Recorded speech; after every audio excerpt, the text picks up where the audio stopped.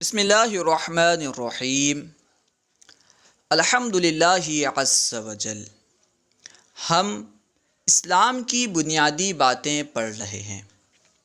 حدیث پاک میں ہے انما الاعمال بالنیات، یعنی اعمال کا دار و مدار نیتوں پر ہے۔ چاہے کوئی بھی نیک کام ہو، کوئی بھی اچھا کام ہو، اس پر ثواب تبھی ملے گا جب کہ ہم اچھی نیتیں کریں۔ بغیر اچھی نیت کے کسی بھی کار خیر کا ثواب نہیں ملتا۔ قرآن پاک پڑھنا، قرآن پاک کی تلاوت کرنا ایک اچھا کام ہے، ایک نیک کام ہے، تو اس میں بھی ثواب تبھی ملے گا جب کہ ہم اچھی نیتیں کریں۔ اسی وجہ سے آج ہم انشاءاللہ عز وجل قرآن کریم کی تلاوت کی 12 اچھی نیتیں جانیں گے۔ اچھی نیتیں، تلاوت کی نیتیں کے 12 حروف کی نسبت سے تلاوت قرآن کریم کی 12 اچھی نیتیں۔ تلاوت کی نیتیں اس جملے میں، اس کلمے میں 12 حروف ہیں، تو اسی نسبت سے تلاوت قرآن کی نیتیں، اس میں جتنے حروف ہیں انہی کی نسبت سے اتنی ہی نیتیں بیان کی جا رہی ہیں۔ تلاوت قرآن کی نیتیں اس میں کیونکہ 12 حروف ہیں، اسی وجہ سے یہاں پہ 12 اچھی نیتیں بیان کی جا رہی ہیں۔ ان نیتوں کو اچھی طرح یاد کر لیں اور قرآن پاک پڑھنے سے پہلے، قرآن پاک کی تلاوت سے پہلے ہو سکے تو یہ نیت کر لیں۔ نمبر 1، اللہ عز و جل کی رضا اور ثواب کی نیت سے قرآن پاک کی تعلیم حاصل کروں گا۔ قرآن پاک کی تعلیم کیوں حاصل کریں گے؟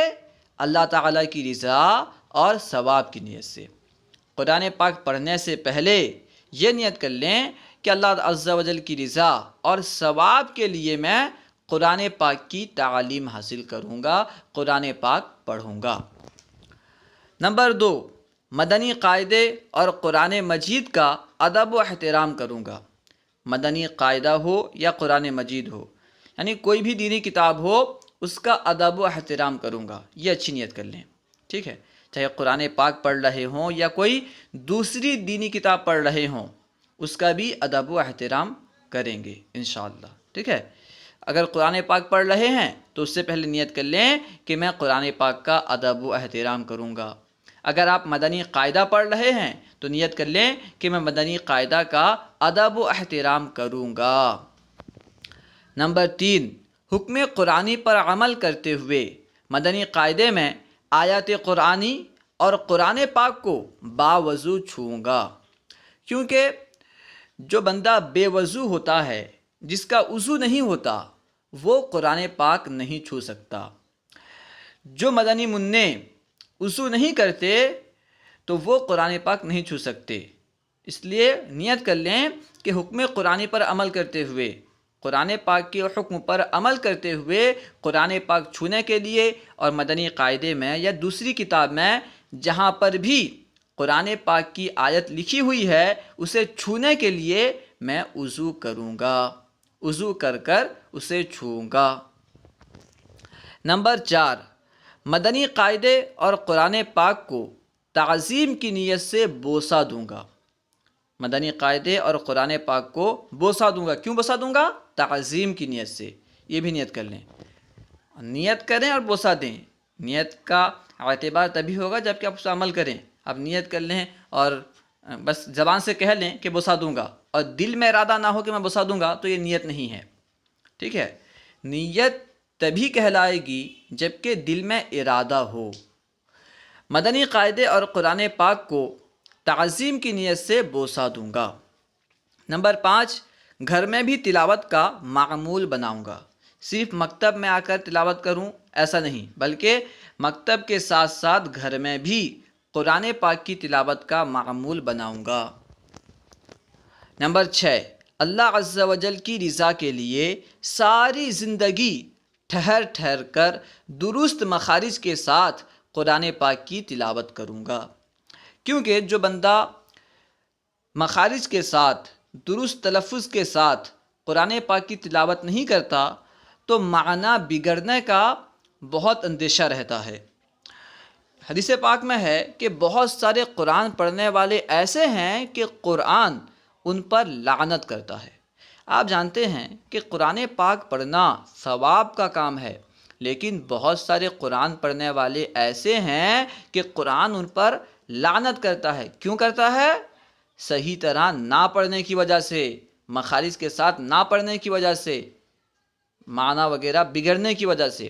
اس لیے یہ نیت کر لیں کہ پوری زندگی ٹھہر ٹھہر کر درست مخارج کے ساتھ قرآن پاک پڑھوں گا۔ نمبر 7، مدنی قاعدے اور قرآن پاک کی تلاوت کا ثواب اپنے مرشد کریم، اساتذہ، والدین اور پیارے آقا صلی اللہ تعالی علیہ وآلہ وسلم کی پیاری امت کو ایصال کروں گا، یعنی ان تک پہنچاؤں گا۔ قرآن پاک پڑھوں گا تو ثواب ملے گا۔ مدنی قاعدہ جو دینی کتاب ہے، قرآن پاک پڑھنے کے لیے اسے پڑھنا ہوتا ہے، تو اگر میں اچھی نیت سے اسے پڑھوں گا تو ثواب ملے گا۔ تو اس ثواب کو اپنے مرشد کریم، اساتذہ، والدین اور نبی کریم صلی اللہ علیہ وسلم کی تمام امت کو پہنچاؤں گا۔ یہ نیت بھی کر لیں۔ نمبر 8 میں یہ نیت کریں، قرآن کریم کے احکامات پر زندگی بھر عمل کروں گا۔ قرآن پاک میں جو احکام موجود ہیں، قرآن پاک میں جن چیزوں کا حکم دیا گیا ہے، پوری زندگی میں اس پر عمل کروں گا، یہ نیت کر لیں۔ قرآن پاک تو عربی میں ہے، اس میں کون کون سے احکام ہیں علماء بیان کرتے رہتے ہیں، ہم سنتے رہتے ہیں، یا پھر ہم بڑے ہو کر کے جب ہم عربی جان لیں گے اور ہم اس کے احکام معلوم کر لیں گے تو انشاءاللہ عز و جل کبھی بھی احکام کو نہیں چھوڑیں گے۔ قرآن پاک کے تمام احکام پر زندگی بھر عمل کریں گے، یہ نیت کر لیں۔ نمبر 9، مدنی قاعدے اور قرآن پاک پر غیر ضروری نشانات نہیں لگاؤں گا۔ بہت سارے مدنی منع ہوتے ہیں کہ مدنی قاعدے میں، قرآن پاک میں ادھر ادھر کے نشانات لگا دیتے ہیں، تو یہ اچھی بات نہیں ہے۔ اچھے بچے اس طرح نہیں کرتے، اس لیے ہمیں چاہیے کہ ہم قرآن پاک اور مدنی قاعدے کو صاف ستھرا رکھیں، اس پر کوئی نشانات نہ لگائیں۔ ہاں ضرورت ہو تو الگ بات ہے، اگر استاد صاحب سبق یاد کرنے کے لیے کہ کہاں سبق دیا گیا ہے اس کے لیے کوئی نشان لگاتے ہیں تو الگ بات ہے، ہم بغیر ضرورت کوئی بھی نشان نہ لگائیں، یہ نیت کر لیں۔ جب بھی قرآن پاک پڑھیں یا مدنی قاعدہ پڑھیں تو یہ نیت کر لیں کہ بغیر ضرورت میں کوئی بھی نشان نہیں لگاؤں گا۔ نمبر 10، مدنی قاعدے اور قرآن پاک کو شہید ہونے سے بچاؤں گا۔ بہت سارے مدنی منع قرآن پاک یا مدنی قاعدہ پڑھتے ہیں، لیکن 10-15 دن میں ہی وہ پھٹ جاتا ہے، اس کے پنے نکل جاتے ہیں، ورق الگ ہو جاتے ہیں، جدا ہو جاتے ہیں۔ کیوں؟ وہ ٹانتے رہتے ہیں، اسے پھاڑتے رہتے ہیں، اسے پلٹتے رہتے ہیں، بے توجہی کی وجہ سے، بار بار پھاڑنے کی وجہ سے، ٹاننے کی وجہ سے اس کے ورق الگ ہو جاتے ہیں، قرآن پاک مدنی قاعدہ شہید ہو جاتا ہے۔ اس لیے ایسا کرنا درست نہیں ہے۔ اچھے بچے اپنی کتاب کی حفاظت کرتے ہیں، اسے پھٹنے سے بچاتے ہیں۔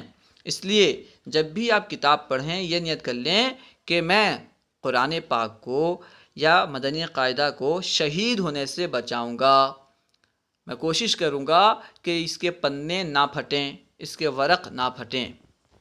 نمبر 11، مدنی قاعدے اور قرآن پاک کو دھول مٹی سے بچانے کے لیے جزدان میں رکھوں گا۔